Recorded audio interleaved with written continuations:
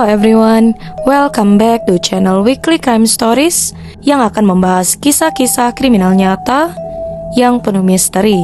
Bagi kalian yang menyukai kisah kriminal penuh misteri, jangan lupa klik tombol lonceng di bawah, subscribe channel ini agar kalian tidak terlewat kisah yang penuh misteri berikutnya. Chester Dwayne Turner lahir pada 5 November 1966 di Warren, Arkansas. Kemudian menjadi salah satu pembunuh berantai paling terkenal di Los Angeles. Hidupnya penuh dengan kekerasan, tunawisma, dan kehidupan ganda yang mengerikan sebagai predator yang bersembunyi di balik bayangan. Kisah Turner yang dipenuhi dengan rincian mengerikan, hukuman yang salah, dan jejak kehancuran tetap menjadi pengingat menakutkan akan kegelapan yang bisa tersembunyi di depan mata. Masa kecil Turner tampak biasa saja, tetapi di bawah permukaan tersimpan bibit seorang monster di masa depan. Setelah orang tuanya bercerai, Chester pindah bersama ibunya di Los Angeles, meninggalkan kampung halamannya yang sudah dikenal. Ibunya bekerja berjam-jam, meninggalkannya sendirian di lingkungan yang penuh dengan aktivitas geng, kecanduan, dan kekerasan.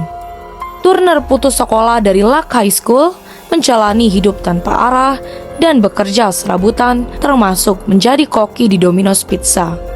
Ketika ibunya pindah ke Utah, Turner mendapati dirinya sendirian menjalani gaya hidup tunawisma. Ia memiliki 4 anak dari wanita yang berbeda, tetapi perannya sebagai ayah tidak ada sama sekali. Sebaliknya, hidup Turner menjadi penuh dengan kejahatan kecil, tunawisma, dan obsesi yang berkembang terhadap kekerasan. Ketika hidupnya semakin tidak terkendali, sesuatu yang jahat mulai tumbuh, kegelapan yang akan terwujud dari transformasinya menjadi pembunuh berantai terkenal, Southside Slayer. Pada akhir 1980-an, Los Angeles bagian selatan menjadi kota yang dilanda teror.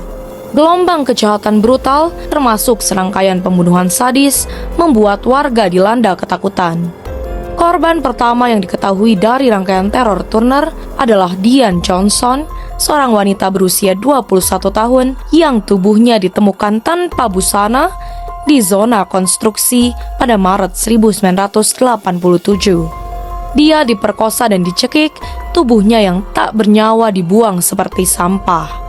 Turner menyatu dengan latar belakang kota, sosok yang tidak mencolok di antara para tunawisma dan orang-orang terlantar. Di siang hari, dia sering mengunjungi tempat penampungan. Di malam hari, dia berkeliaran di Jalan Figueroa, sebuah koridor sepanjang 4 blok, tempat banyak korbannya berakhir tragis. Metodenya pun sangat konsisten. Korbannya seringkali wanita yang berjuang melawan kecanduan atau tunawisma, diperkosa, dicekik, dan dibiarkan setengah telanjang di gang-gang, tumpukan sampah, atau gedung-gedung kosong. Setiap pembunuhan tampak semakin berani, namun selama bertahun-tahun, Turner berhasil menghindari penangkapan, tersembunyi di balik kekacauan kota yang kewalahan oleh kekerasan.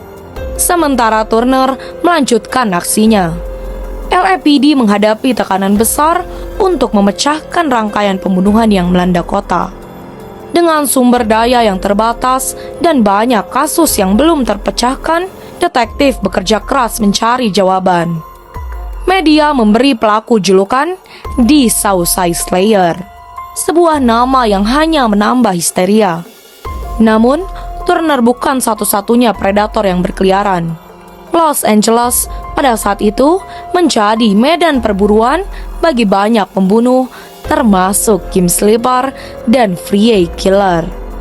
Kejahatan yang saling tumpang tindih menciptakan kebingungan, dan dalam kekacauan itu nyawa tak bersalah terjebak. Salah satu yang terjebak adalah David Allen Jones, seorang petugas kebersihan paruh waktu yang hampir buta huruf. Pada tahun 1995, Jones ditangkap dan dihukum atas 3 pembunuhan yang kemudian dikaitkan dengan Turner. Dipaksa untuk mengaku, Jones menghabiskan lebih dari 1 dekade di penjara, sementara pembunuh sebenarnya berkeliaran bebas. Ketidakadilan besar ini menyoroti kegagalan sistematik pada masa itu. Kekuasaan Turner mungkin tidak pernah berakhir jika bukan karena takdir. Pada tahun 2002, dia memperkosa Maria Martinez, seorang wanita berusia 47 tahun, mengancam nyawanya sebelum melarikan diri. Ia ditangkap dan dihukum. Turner pun dijatuhi hukuman 8 tahun penjara. Penahanannya mengharuskan memberikan sampel DNA ke sistem Codis, California, yang kemudian menjadi kehancurannya. Bukti DNA menghubungkan Turner dengan pembunuhan Paula Vance dan Brenda Bries. Dua kasus yang telah membingungkan penyelidik selama bertahun-tahun. Ketika para detektif menggali lebih dalam, sebuah pola mengerikan muncul. Pada tahun 2004, Turner dikaitkan dengan 10 pembunuhan yang belum terpecahkan, semuanya memiliki tanda khasnya yang mengerikan. Kemampuan Turner untuk berbaur dengan latar belakang kota yang penuh kekacauan membuatnya sangat berbahaya. Para korbannya seperti Annette Ernest, Anita Fishman Breyer, dan Andrea Triplett adalah wanita yang mencoba mengatasi perjuangan pribadi mereka, tetapi masing-masing menjadi korban naluri predator Turner. Kasus yang sangat mengerikan adalah pembunuhan Regina Nadine Washington yang sedang hamil 6 bulan ketika Turner mencekiknya. Kematian bayi yang belum lahir yang kemudian dinamai Baby Washington dinyatakan sebagai pembunuhan, menambahkan lapisan kesedihan lain. Namun, bahkan ketika bukti melawan Turner semakin banyak, satu pertanyaan yang menghantui para penyelidik. Bagaimana dia bisa tetap tak terlihat begitu lama? Turner pun dijatuhi hukuman mati pada tahun 2007 untuk 11 pembunuhan. Hukuman mati lainnya menyusul pada tahun 2014 untuk 4 pembunuhan tambahan. Namun, keadilan tetap terasa pahit. Sementara Turner menunggu eksekusi di penjara, kisahnya terus menghantui kota yang diterornya. Bagi keluarga, detektif, dan komunitas yang terkena dampaknya, perjuangan untuk keadilan menjadi kisah peringatan sekaligus bukti upaya manusia untuk mengungkap cahaya di sudut tergelap kemanusiaan. Di balik tindakannya yang keji, satu kebenaran tetap jelas.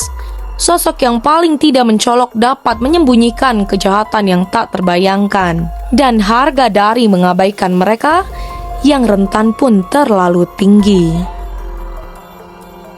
Bagi kalian yang menyukai kisah kriminal misteri seperti ini, jangan lupa diklik like, komen, share, serta subscribe channel ini. Dan untuk para penonton serta komentator setia Weekly Crime Stories, terima kasih telah membantu Weekly Crime Stories menjadi lebih baik lagi.